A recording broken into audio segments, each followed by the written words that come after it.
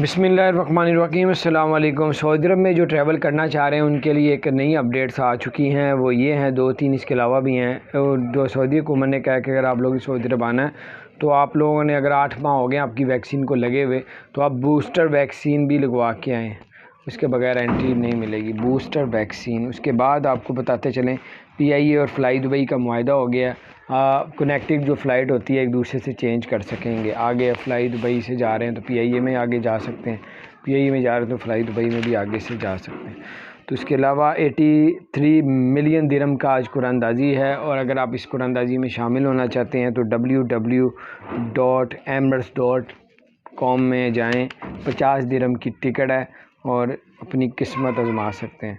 और दुनिया की सबसे बड़ी प्लास्टिक प्लांट जो है वो अब UAE में आ रहा है, जिससे हज़ारों जोपें निकलेंगी, जिससे बहुत से लोगों का फ़ायदा होगा। अपना ख्याल रखें। चैनल को सब्सक्राइब नहीं किया, ज़रूर सब्सक्राइब कर दें, बेल आइकन प्रेस कर दें ताकि